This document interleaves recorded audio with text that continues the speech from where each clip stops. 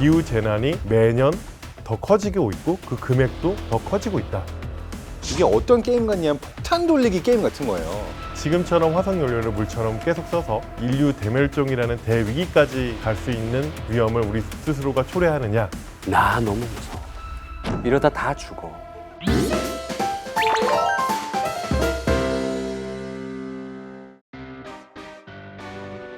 과자 배달 주문 오케이. 지옥도 이 배달이 잘 되더라고. 아이고 이렇게 빨리 오셨네. 주문 배송 눌렀다. 아 이렇게 빨리 온다고요? 그렇지. 아 이거 왔어야지 이게. 아 좋네. 일주일 있으니까 여기 괜찮아. 아 좋아. 아 이거 좋다. 뭐 하고 있니? 장 박사 어서 오고. 이게 뭐야 지금? 이게 뭐 시켰어 이거 저거. 형 뭐 필요한 거 없어? 뭐 과자 좀만 먹을래? 지옥하임이야. 야, 너 지옥의 불마들 좀 구경 시켜줄까? 아니 지내보니까 좀 편하고 그래서 좀 그랬어. 아 왜 그래? 그래, 알았어. 내가 잘못했으니까 형 빨리 전문가 일단 부르고 시작을 하자. 아, 진짜 너만 생각하면 속이 탄다. 이거 지금 안 되겠어. 전문가님 모시고 제대로 한번 얘기 나눠야 되겠어. 오늘은 김성교 박사님을 소환해서 용주에 대한 변호를 들어보도록 하겠습니다.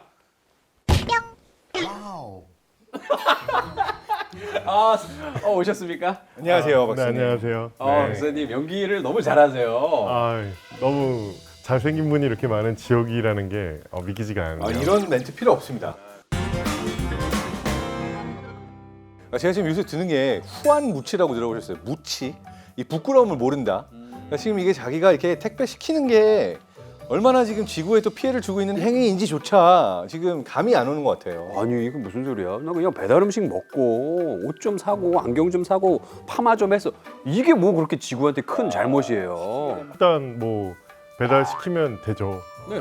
되는데 문제는 배달시키는 모든 과정 속에서 온실가스가 뿜뿜 나오고 있다는 게 문제인 것 같아요. 그래요? 예를 들면은 햄버거 시키면은 네. 햄버거 한 개당 3.7kg 정도의 온실가스가 나오는데 네. 승용차가 13kg 정도 움직인 때 발생되는 온실가스랑 비슷하다고. 그러니까 내연기관 안에- 자동차가 15km 정도 움직인 양을 얘가 햄버거 하나 시킬 때마다 나온다는 그렇죠. 얘기죠. 왜냐면 햄버거 만드는데 예. 뭐를 만든가요?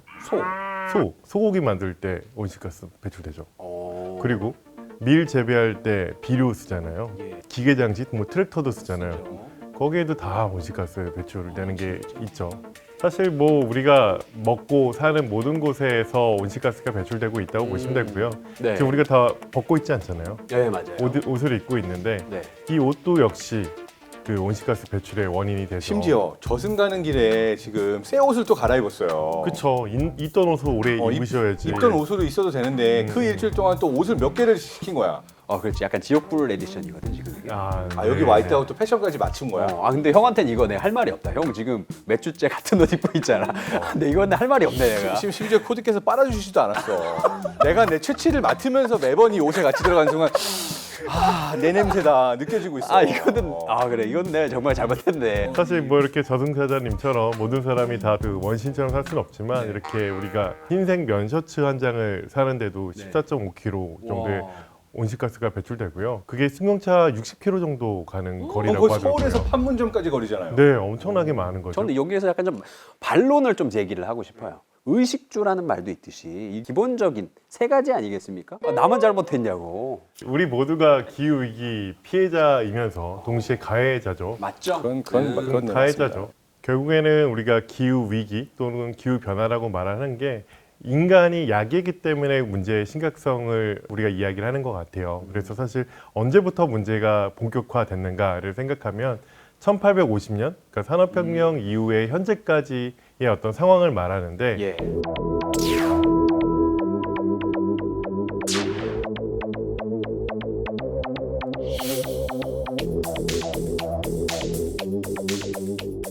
근데 사실 우리가 아무 생각 없이 석유, 석탄, 뭐 천연가스 같은 걸 썼을 때는 좋았죠.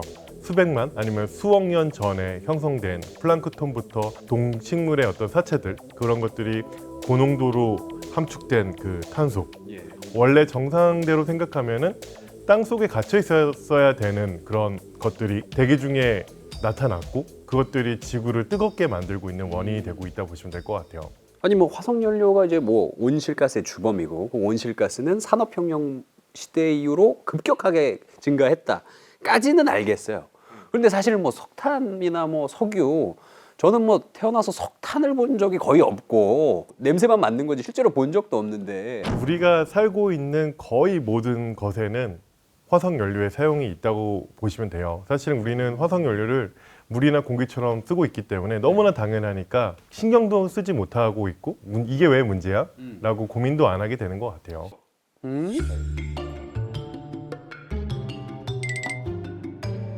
봐봐요. 일단은 내 가방이 에코백이에요. 선생님, 요거는 조금 좋은 점수 얻을 수 있지 않아요? 네. 왜 한숨을 쉬는 건데? 뭐 이렇게 많이 싸고 다녀? 이게 도라에몽이야. 뭐 이렇게 많아 이렇게. 이게 전부야. 뭐 일단은 과자, 핸드크림, 화장품, 칫솔, 치약 있고요. 스카치 테이프. 왜 있는지는 모르겠어요. 그리고 자도 있고. 자를 왜 넣어놨어 이거? 뭐 무슨 의미가 있는 거예요? 자. 선생님 보면은 지금 뭐 여기에 네. 화석 연료가 뭐 어디 있습니까 지금? 뭐 선생님 한번 네. 말씀해 주세요. 플라스틱은 하늘에서 떨어지지 않죠. 네. 석유에서 시작되죠. 그렇죠. 석유학 제품이라고 말을 하는 거고요. 예. 플라스틱이 다 그렇다고 보시면 될 것 같고 또 이 용기들도 다 화석 연료와 밀접한 관련을 갖죠. 아, 이런 예, 용기들이. 용기들도 역시 석유학 제품, 플라스틱 계열이거나 아니면은 뭐 금속이 있는 경우에도 그 금속을 채굴하거나 이동하거나 또 재련하는 그 제조 과정에서 화석 연료를 쓰죠. 그러니까 이게 우리가 생각보다 일상 곳곳에서 이 모든 물질들에 화석 연료가 들어간다라고 기억할 필요가 있어요. 그럼 이렇게 하나하나 과자가 포장되어 있는 거는 결코 에코 프렌들리하지 않죠. 아, 이런 거. 네. 또 에코백 역시도 에코백이라고 하는 게 사실은 이제 추가적인 어떤 인위적인 과정을 최소화했다라는 의미에서 에코를 붙이긴 했지만 그게 좀 오랫동안 사용해야 좀 환경적으로 의미가 있는데 집에서 수십 개 있으면 사실 그게 환경적인가? 라고 할 때 좀 반성할 부분은 많은 것 같아요. 약간 좀 찔리네요. 지금부터 조금 찔리기 시작하는데. 그러니까 가방 안에 있던 것 중에 화석 연료와 관련이 없는 제품이 하나도 없었다. 요거. 지금 핸드폰을 꺼낸 거야. 핸드폰이요. 네. 휴대폰을 쓰려면 예. 충전이 돼야 되잖아요. 그렇죠. 발전소에서 만드는 그 전기가 네. 에너지원을 활용할 거 아니에요. 그렇죠. 그 대부분 다 화석 연료거든요. 아. 35% 정도가 석탄에서 나오고 있고요. 예. 29% 정도가 원자력이고 또 천연가스 역시 26% 정도 되고요. 뭐 신재생 에너지가 최근에 많이 증가는 했지만 여전히 7% 이하이기 때문에 사실상 우리가 쓰고 있는 전기는 60% 정도가 화석 연료에서 온다라고 보시면 될 것 같아요. 사실 이게 좀 부끄러운 얘기지만 우리나라의 경우가 전 세계 4대 기후 빌런 중에 하나 아닌가요? 진짜? 그러니까 사실은 되게 아픈 지적인데요. 네. 이제 우리나라를 기후변화 대응에 노력하지 않는다. 4대 악당이다. 라고 이렇게 지적한 바 있어요. 근데 어떻게 보면 선진국들은 그 문제를 인식을 해서 어떤 온실가스 배출을 줄여나가는 그 노력들을 꽤 오래전부터 하고 있는데 우리나라는 여전히 1인당 온실가스 배출량이 계속 상승하는 모습을 보였고요. 사실 그게 개인 때문보다는 우리나라의 어떤 사회 구조가 에너지를 많이 사용하는 에너지 집약 산업 중심으로 생태계가 형성되어 있다 보니까 이게 문제가 되는 것 같습니다.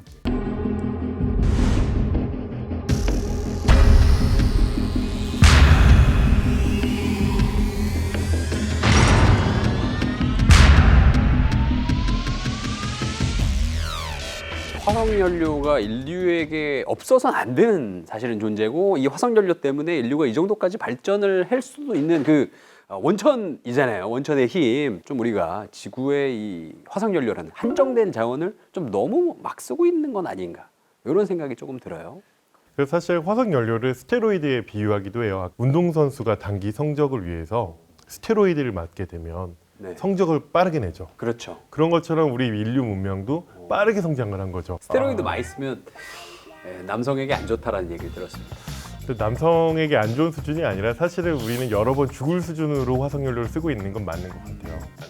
네. 그래서 인류가 이 화석 연료 때문에 기후 위기라는 재앙으로 다 죽을 위기까지 왔고 그 위기 때문에 지금 비명행사했다는 걸 계속 까먹고 있어요.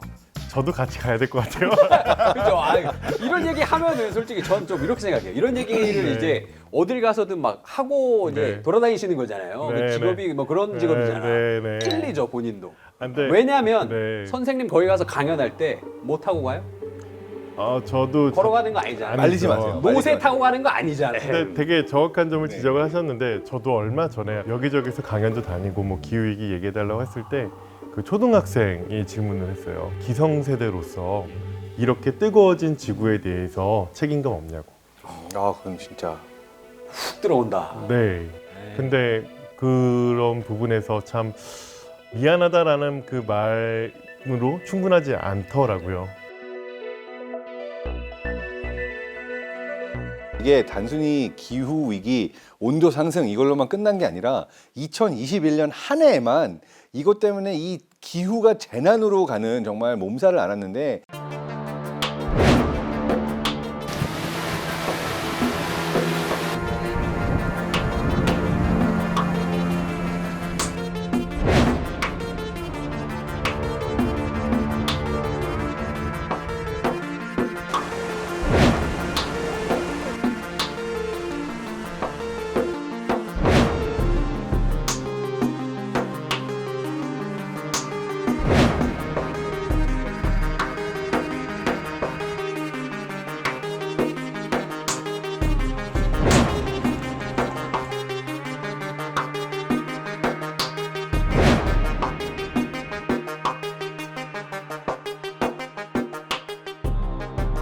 이게 어떤 게임 같냐면 폭탄 돌리기 게임 같은 거예요.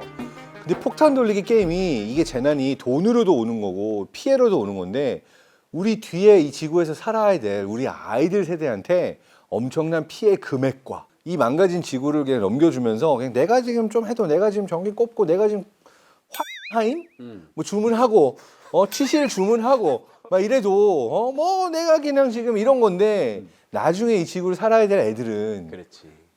이 금액과 이 피해를 다 껴안아야 된다는.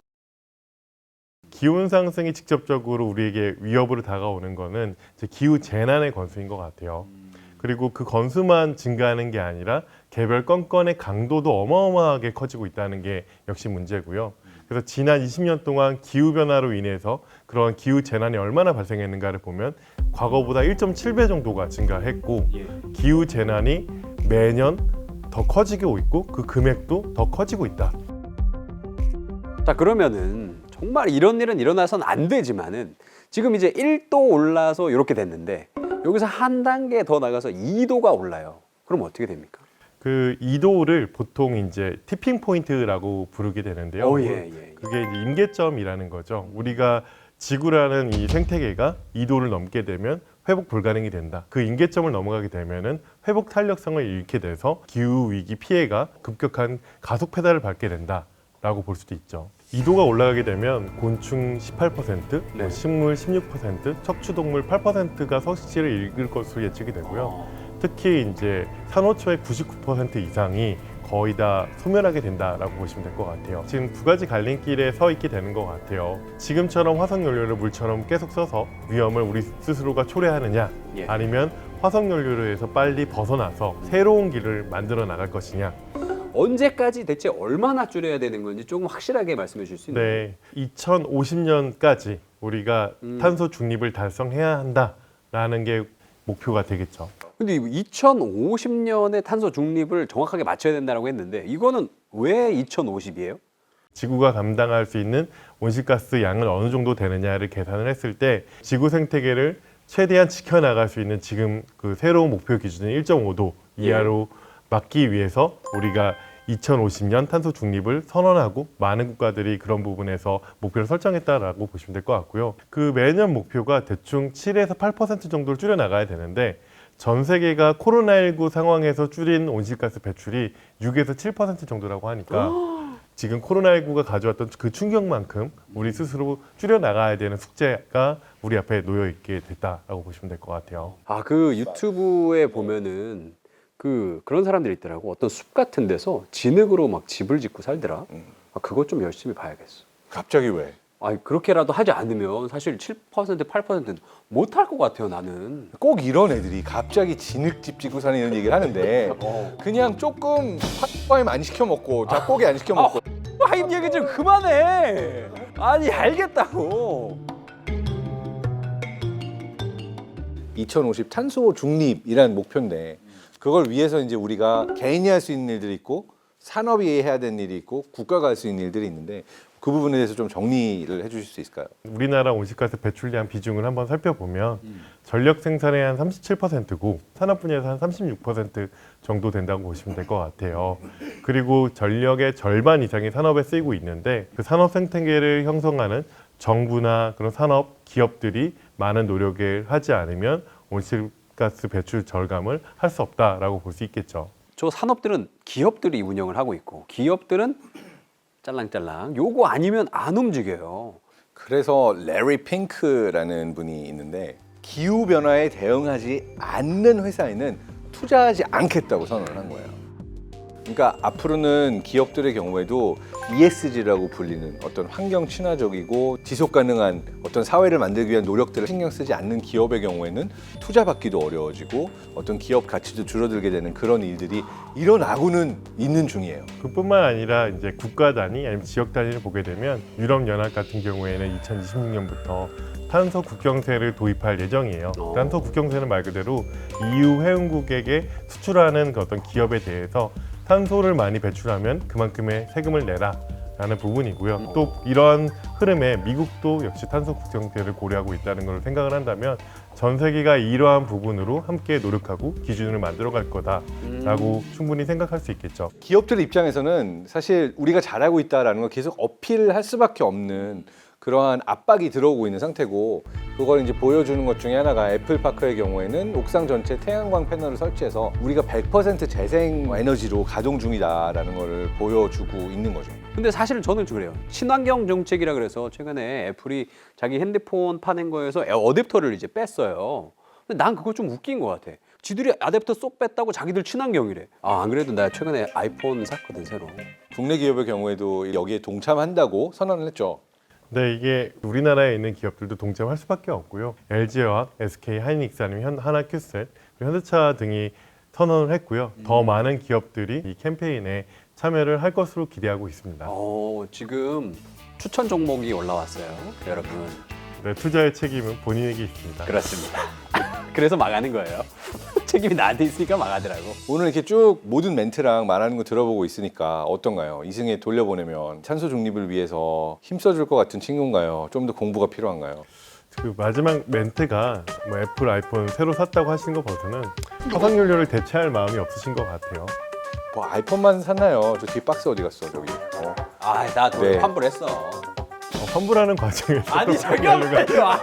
이러면 안 되잖아. 저는 이제 돌아가야 될 것 같고요.